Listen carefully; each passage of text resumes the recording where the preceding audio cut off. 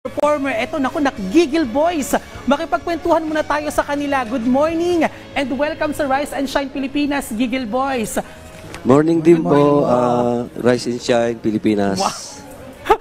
Una sa lahat, paano po ba nagsimula yung Gigil Boys? San ba ito kinuha? O, ikaw na magkwento. Ang Gigil Boys po, ganito ang istorya niyan. Unang una po, dalawa lang po muna kami, Gigil Boys. Kaya po naging Gigil Boys ang tawag sa grupo namin dahil sa tuwing mag-perform kami, sa mga lalabas kami. Siya naman po ang laging pinagkakaguluhan.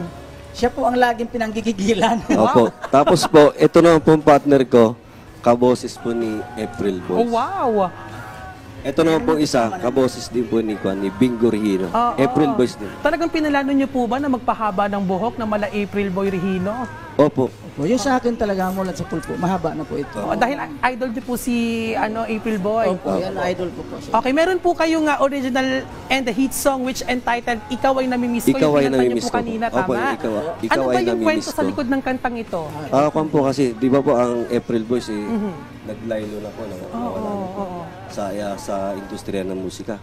Naisipan po namin ibalik kaya po yung title niya, Ikaw ay namimiss ko. Sila po yung namimiss namin. At syempre, imbitahan nyo rin yung ating viewers na suportahan yung inyong upcoming gigs, wow, or events, pati na rin ang inyong mga kanta. Ayun po, meron po kaming channel, Gigil Boys. Paki-subscribe po sa amin. Tapos sa mga event po na doon po namin ina-upload kung saan po kami tutugtog. Alright. Thank you very much po sa pagbibigay ng oras sa amin ngayong umaga. At syempre, mamaya ay ipapamalas nyo pa ulit ang inyong magagandang boses. Pero bago yan, pumunta muna tayo sa Filipino folk. Alright.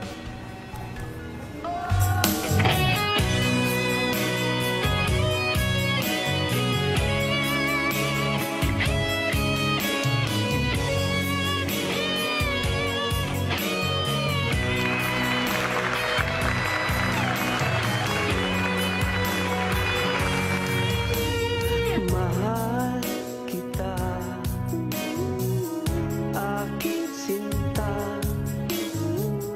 laging iniibig kita.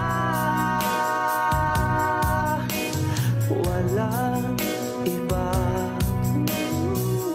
kundi ikaw, laging minamahal kita. Sinisigaw ng puso ko, tinatawag pangalan mo. Araw, gabi, namimiss kita.